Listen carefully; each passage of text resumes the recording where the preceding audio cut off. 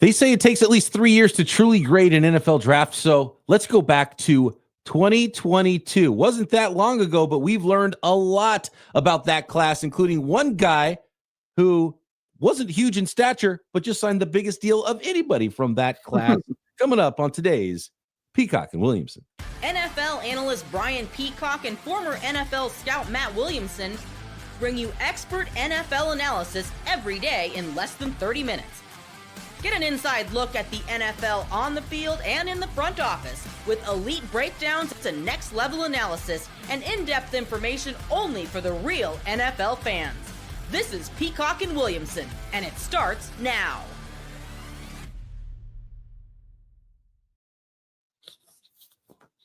Welcome to the Peacock and Williamson NFL Show. Brian Peacock alongside Matt Williamson at BD Peacock at Williamson NFL. Thanks, everybody, for making us your first listen on the Locked On Podcast Network. Your team every day. Love our everydayers. Appreciate you. Make sure you are subscribed on YouTube. I mean it. I know there's a lot of people listening every single day that just haven't subscribed for whatever reason. Helps us get that out there in the algorithm so other people can find the show as well, even though we already know you know where it is. So subscribe on YouTube or anywhere you are listening to this podcast. If you're new to the program, welcome.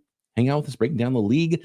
Like today's show, it's going to be fun going back to the 2022 draft, and it's amazing how much changes in just a couple of years with how we saw these prospects coming into the NFL out of college. And let's start, Matt, with I guess we'll just go through the first round of the draft, and then we got to talk about this kind of wild quarterback class where Mr. Irrelevant, the last pick in the draft, Brock Purdy, turned out to be the best of all of them. There was one first rounder that you saw a lot of in Pittsburgh, but I think we should start at the top of the draft. Just go through the first round, and then we'll talk about some other key players that were not first round picks throughout this draft. And this was the class that Trent Baalke and the Jacksonville Jaguars kind of shocked everybody. And late in the process, you realize, oh man, it's not going to be Aidan Hutchinson. It's not going to be a quarterback to the Jaguars. It's not going to be, and it wouldn't have been a quarterback in 2022 because they just drafted Trevor Lawrence.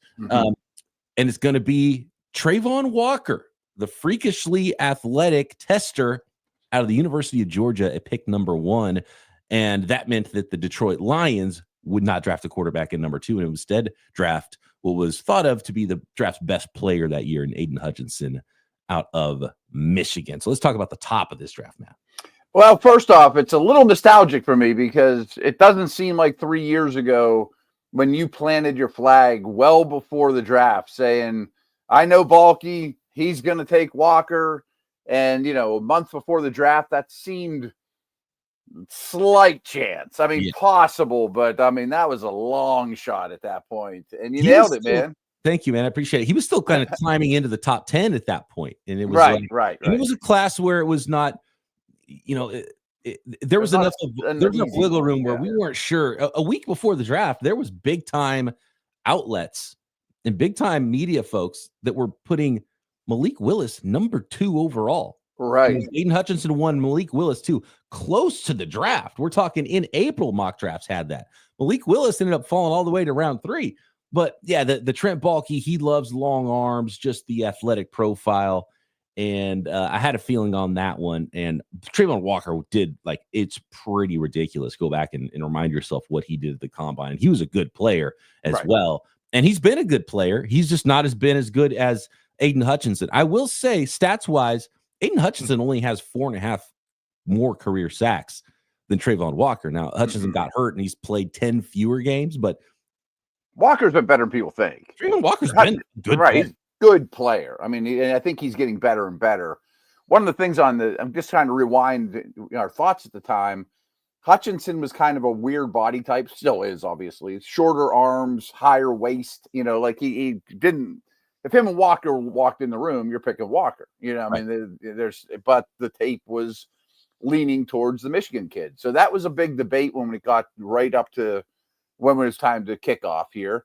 The quarterback stuff was a huge theme of this draft. The Jets had 3 first-round picks, which we'll get to. But it's an interesting draft top to bottom, but especially this first round.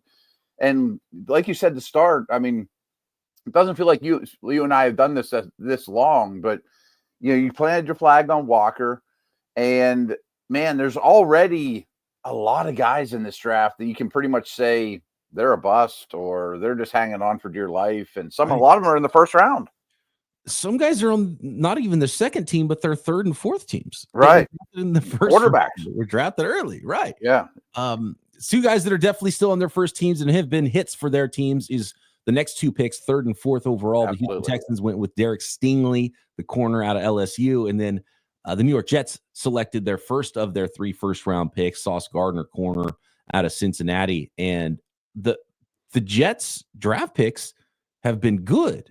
Can we talk about the Jets for a second? I know. And the GM still got fired a few years, two seasons later, and they nailed a lot of draft picks. Like they didn't nail Wilson the year before, though, with the second overall pick. Right. That was these three are good. That was the big whiff. The Rodgers injury, it didn't turn out well. And in the end, quarterback killed Joe Douglas in the New York Jets in that build.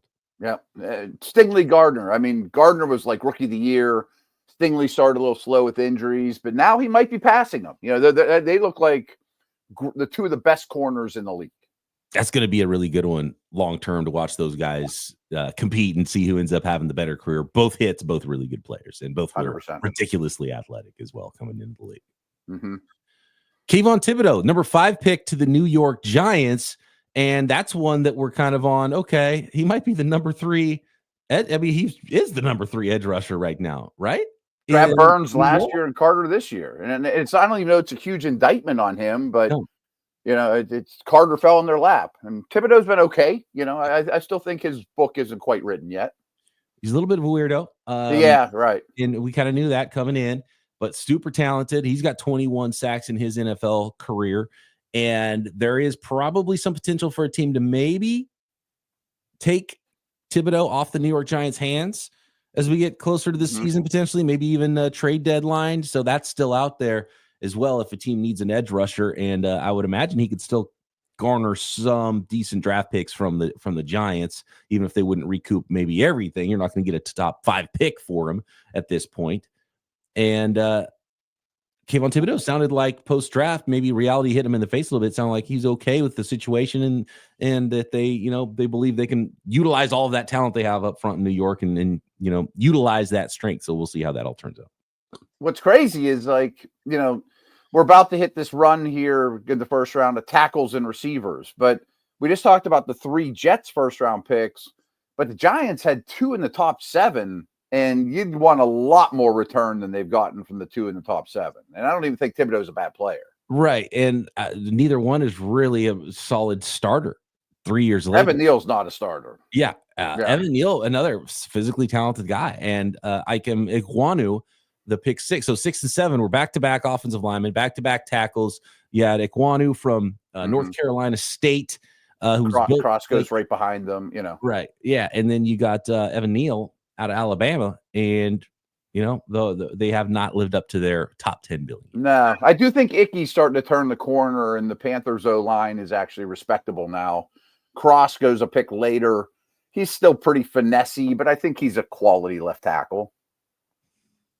Some injury stuff with Cross as well, right? Or actually he's played. I think he's been pretty clean. Yeah, he's been pretty clean. Yeah, just quiet. I felt like he was hurt. It's been the rest of the offensive line in Seattle that's been hurt.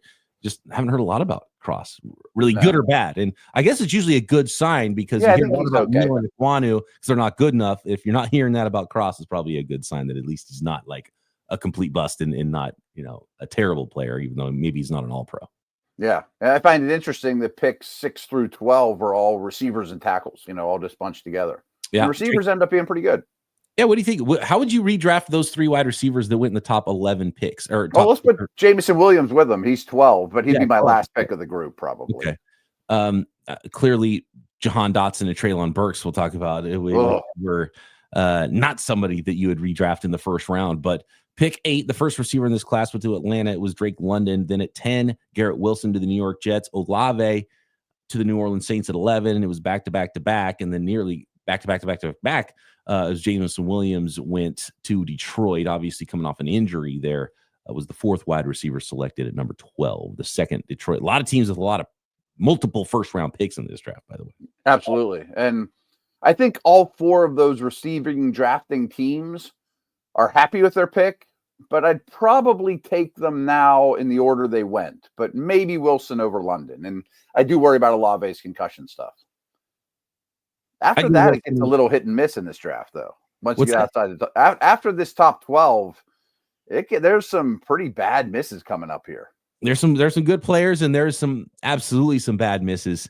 I would go Wilson though over London, probably London too, and Olave and Williams both have had injury problems, and Olave Jameson Williams has missed time every way possible, suspensions, and he has a hard time staying on the field sometimes. And he's been about half as productive, 1,396 career receiving yards in the NFL, about half as many as Chris Olave, and Olave missed time as well. Yeah. No question. But they're all basically hits. They've all been good football players. Yeah. Talent is not an issue with those guys.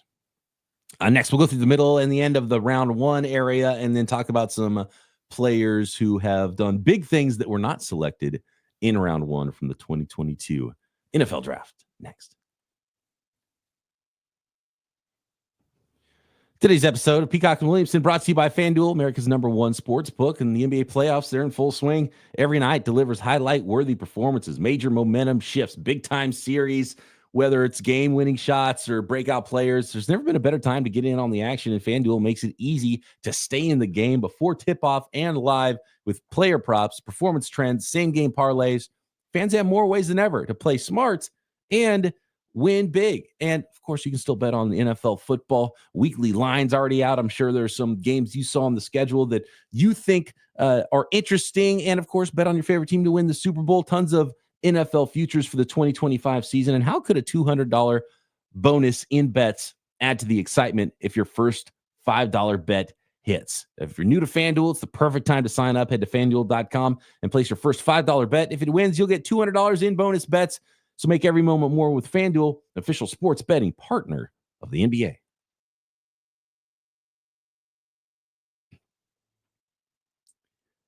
So we're on to pick number 13, and it was another big athletic freak like Travon Walker, and this was his Georgia teammate, Jordan Davis. Man, they really recruit him down there in Georgia, don't they? Yeah. And he's maybe not lived up to the billing. He's got 3.5 sacks in his career.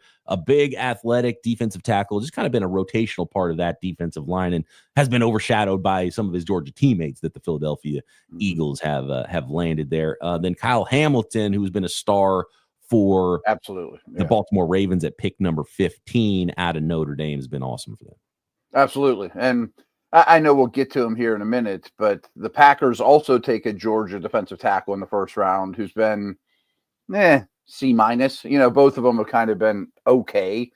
Hamilton's a huge star. And I think the Ravens situation is kind of interesting here too, in that, again, a lot of teams with multiple first-round picks, as you mentioned, they take a safety and a center, and they're like one of the best safeties and centers in the league, Look, from 15 to 32, looking at the back half of round one in 2022, there's maybe 5 more players that the team would have still selected looking back. Right. And there's a couple that are teetering on the edge of extinction. They might not have an NFL career, period. Lewis Cine is done. Yeah. Lewis Cine is a wild one. That was pick 32 in the first round. And I'd love him coming out. But I want to start with 15, where we're at here with Houston Texans. Their second pick in the first round of this draft. Kenyon Green, guard, felt high when they took him there. They're forcing offensive line, and he has not been the guy they hoped he was going to be out of Texas A&M. Jahan Dotson, wide receiver out of Penn State, going to the Washington Commanders at pick number 16. They're both Eagles now, too. Oh, the Eagles collecting everybody. Yeah. Maybe Kenyon Green turns into Mekhi Becton at Stoutland U, There you go. Just talent, coach him up. If it doesn't work, you got him for cheap. You didn't have to spend that first round pick on. Yeah. Both Eagles. First round guard, Zion Johnson, guard out of Boston College, goes 17 to the Los Angeles Chargers. Tennessee Titans famously traded away their star wide receiver and then replaced them with that very draft pick, pick number 18, drafting Treylon Burks out of Arkansas, who couldn't even get through his first practice in the NFL. Like, that's just been bad. I can't remember a player that's been that bad immediately. He's done nothing. He's been injuries. He was one of these get him the ball in space after the catch, Cordarrelle Patterson types, not much of a route runner. Those guys have a tough time making it, man. some of these bad moves you can see coming. The Burks one, trading away AJ Brown, didn't feel great at the time. And the contract that AJ Brown got wasn't even that bad. We've seen where those contracts have gone with wide receivers and watched them skyrocket. And again, got a GM fired with that and other moves in Tennessee.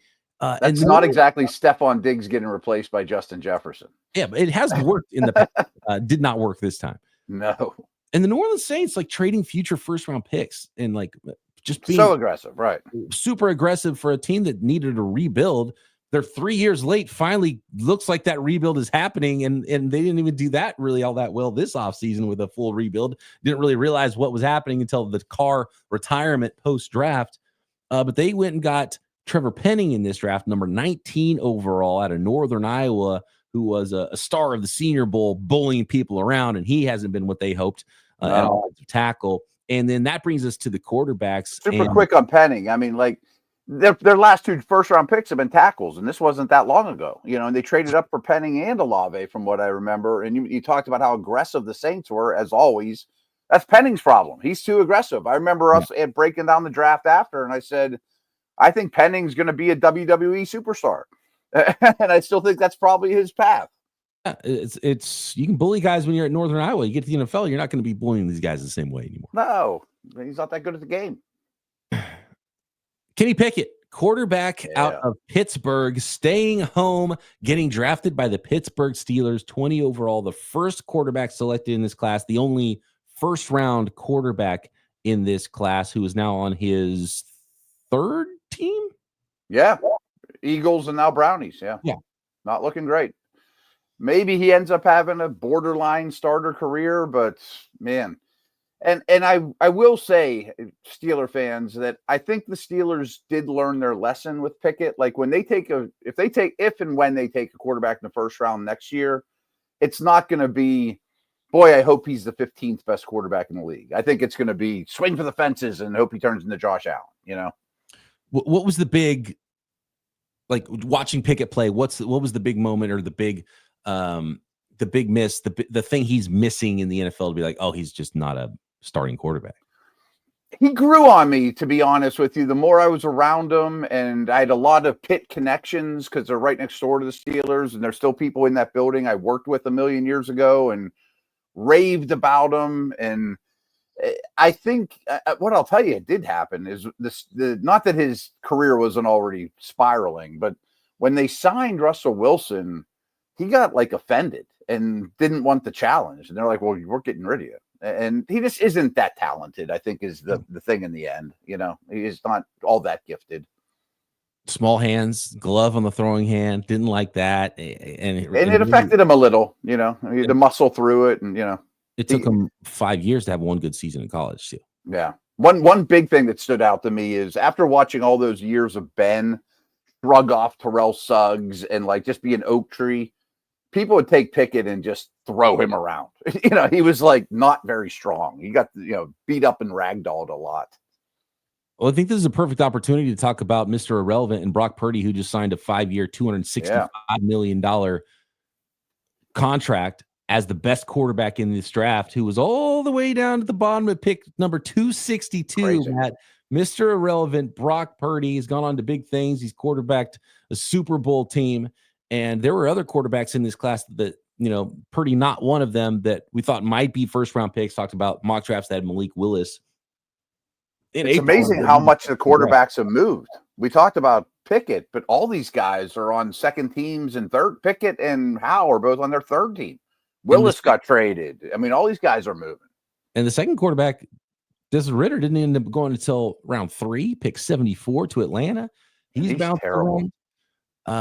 There was. I do have hope for Willis. That little bit I saw in Green Bay, I thought maybe let's not get rid of him quite yet. But Matt Corral, horrendous. Corral, that was bad. He's not in the league. No, he's Zappy's the next one. He never did anything in the NFL. No stats. Matt Corral did nothing. Nothing. And part of that I've held against Jackson Dart. Like Corral never adjusted the game at all. Right. Jackson Dart definitely has some Matt Corral stink on him for me. And that's, yeah, me too. Maybe that's I know that's harsh, but scouting the helmet, but we'll see. Yeah, we're talking Pickett, then Ritter, then Willis, then Corral, then Zappy, then Howe. Then the Steelers took another, Olawulikon, Skylar Thompson, who's now a Steeler, and then Brock Purdy. Like, what were we thinking here, Not only did Brock Purdy get passed on by every team, including the 49ers 7 times. Of course. But some teams drafted multiple quarterbacks. Steelers took 2, right. Quarterback. It's hard. It's hard scouting quarterbacks, man. It's a rough class. If it's not for Purdy, it's one of the worst ever. And by the next time we talk about a team's draft and one of their fans is like, well, I think they know better than you. 2022 draft. That's a perfect example. These teams screw up a lot. Mm-hmm. And yes, they do know more than us. But they do. That doesn't mean that they're always right and we're always wrong either. So. But there was buzz. The Willis second pick overall buzz was real, at least by experts, Right. And could there be 3 or 4 in the first round buzz was real. And I think there'll be 4 in the top 40. These guys won't last long on day 2. They lasted a long time and should have. Next, bottom half of round. And I always wonder how long Pickett have lasted if the Steelers didn't pick him. Would he have quickly got snagged, or would he have just kept drifting like everybody else? They were all third rounders, and they right. liked their hometown kid and thought they had a good read on it, and liked the person, and went for it. And he might have fallen all the way to the third round based on the rest of it. Because I think it's possible. Even on draft day, everyone was kind of split. There's a lot of people that like Ritter more, a lot of people that like Willis more. Mm-hmm. And so I preferred Willis, to be honest with you. Like, my final ranks was Willis was the number 1 quarterback, just because I swing for the fences, Yeah, just the raw tools. And we're starting to see that develop a little bit. Mm-hmm. And if you get the right development and you put it together, you can see how that can change versus someone like Pickett, who's looking like at best going to be a long-term backup in the NFL. Willis looked good in some spot duty. Yeah, Lord. Yeah, right. Where you land is important too with quarterbacks. Purdy is a perfect example. Oh, yeah, exactly. I mean, it's so great. And not that people really care, but the receipts are in. When I was on the air and the Steelers were picking, I said I would take Dax Hill. That would have been my pick. And that hasn't worked out great either. But Dax Hill has not worked out great. What position is he best at in the NFL? And more from the end of round 1 from 2022 next.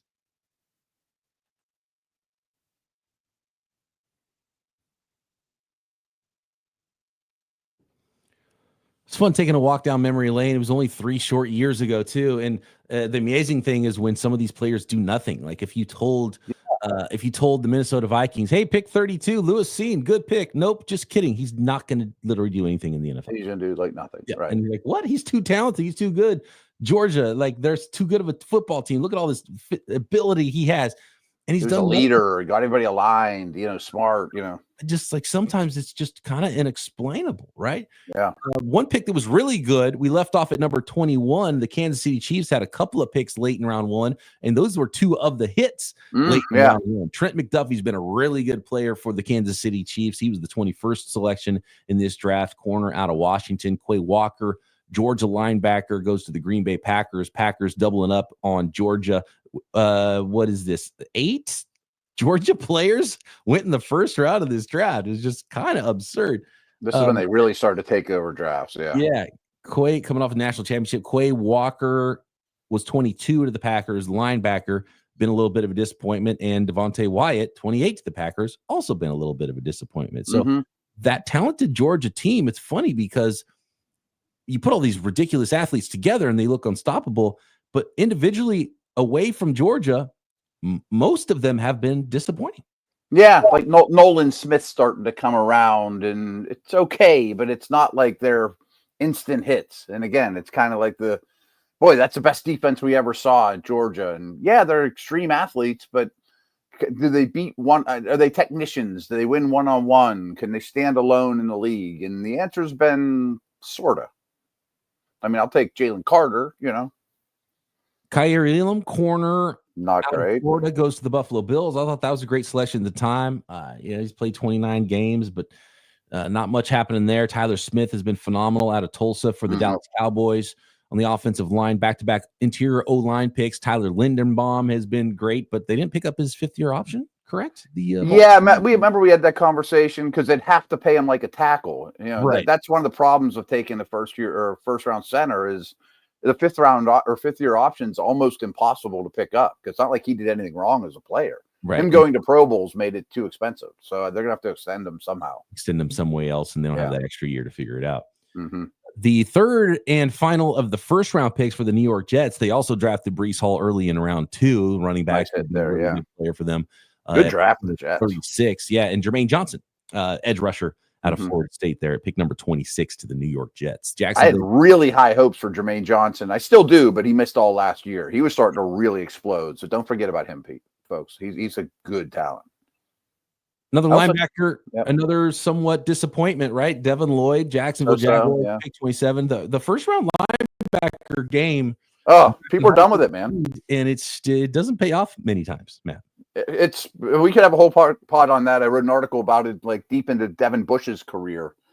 I think people are just going to stop using first round picks on off the ball linebackers, and let's table that for another day. But I have a lot of theories why. I think it's really hard to be a linebacker transitioning to this league. Devontae Wyatt, we mentioned this was the big shocker of round 1. It was Cole Strange, pick number 29, offensive lineman out of Chattanooga, to Bill Belichick's New England Patriots. That was a fun one, man. He was everyone's favorite third round sleeper. Is really good at the Senior Bowl, good athlete, and nope. Patriots said we're going to draft him. Pick 29 is the next guy on our board, so we're going to take him. Classic late career Bill Belichick draft. You remember the Rams war room with McVay? Kind of were like, oh, we thought he was going in the third round. And because the Rams didn't have a pick until round 3, so they were sitting down, they were doing TV shows and just having a good old time watching the draft like the rest of us. And he was one of the guys like, hey, maybe we can get him with our first pick in round 3. Nope, he went in round 1. Phenomenal. Yeah, I mean, it was you can't help the pun, but it's the strangest pick of the round, even when it happened. A lot of us were like, really? Belichick did some weird things at the end. He did. And I always say it, Bill Belichick, the GM, really hurt Bill Belichick, the head coach. A ton. Late in his career. George Karlaftis, been a really nice player, big end, 24 and a half sacks, which is the same as, it's actually a half a sack more than number 1 overall pick, Travon Walker, in a similar role there for the Kansas City Chiefs, number 30 overall. And then the two DBs, safeties / corners / whatever they are, Dax Hill, Cincinnati Bengals at pick 31 out of Michigan, and then Lewis Seen, number 32 out of Georgia, to the Minnesota Vikings at pick 32 to finish up round 1. I think Hill's going to be a full-time corner. I need to double check that, but he's kind of bounced back and forth. And all these high Bengal draft picks on defense have not developed at all. And I don't think Seen's a football player anymore. I think he's out of the league.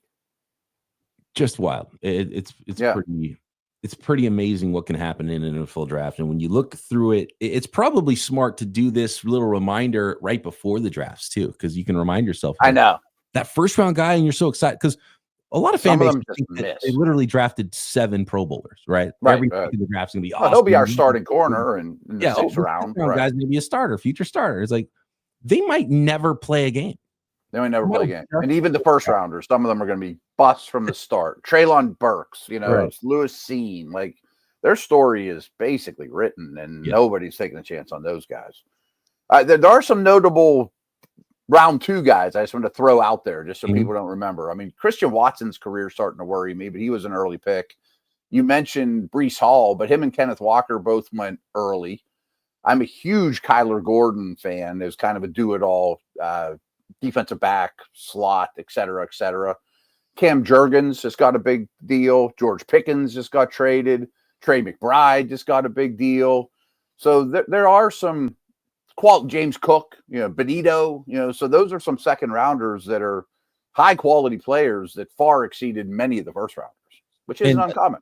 Just filtering this on Pro Football Reference, I love this, that they have this approximate value, this AV number that they put on players for career value. And it's just sort of a reference, kind of like a war stat. And it's just an all encompassing, what I know they do it for like a Hall of Fame case too. Yeah. What the stats tell you about what's what a player has compiled over the course of their career or a season. And number 1 in AV is Brock Purdy from this draft class. Number 2 is actually Sauce Gardner. But then you go down and look at some other players that weren't round 1 picks, and a guy that was on the 25 under 25 team from PFF that we talked about earlier this week, Kirby Joseph, late Ooh. 3rd round safety for the Detroit Lions. He's a top 10 AV in this class and has been a really good player. So I wanted to highlight him. Cordell Volson, he was picked 136, the 4th rounder to Cincinnati. He's played a lot out of North Dakota State for the Bengals. So that was a good solid hit in the late rounds. And then Nick Bonito, 3rd round edge rusher, really came into his own. He's got 23 career He's sacks. really good. Was really good for that Denver Broncos defense last year. Absolutely. No, there's some good names there for sure. So I don't know. I do think it's a pretty interesting study that this was only 3 years ago. I mean, these guys are still on first contracts for the most part. And not for long really resonates when you do these exercises. I'm going down the list here. You mentioned Trey McBride, right? 2nd rounder. Yeah. Chig was in this draft. Zach Tom has been. Oh, that's a good one. Phenomenal 4th rounder. Yeah. Forest. I loved him. He's a little bit narrow in the hips, but he was athletic, and he started, I think, at 3 or 4 positions on the offensive line for the Green Bay Packers. And he's about to get a big deal too. Yeah, capable of being a starting offensive tackle. You get him in the 4th round, and he started center. He's been a really good player for the Packers there. And Kyron Williams as well, 5th round running back. Rams has won some people their fantasy leagues. Absolutely, and has been really good. Tariq Woolen's had an interesting up and down career for the Seattle Seahawks. He was a 5th rounder, ridiculously athletic, height, weight, speed guy. Luke, he was like 2nd in rookie of the year balloting, I think, behind Sauce. He had a great rookie season. Luke Gadecki. He's been a quality player too. And how about Khalil Shakir for the out of Boise State? Oh wow, Buffalo Bills was a 5th rounder in this draft. They got James Cook and Shakir in this draft. They're like 2 of their best offensive players. There you go. Many more. Who's your favorite selection from the 2022 NFL draft, whether it was early or late? And how would you grade your team's draft 3 years in the rearview mirror now? Let us know at BD Peacock, at Williamson NFL. Get your questions in for this week's mailbag as well. You can drop those comments or questions on YouTube and subscribe while you're there. Matt and I back tomorrow right here. Peacock and Williamson.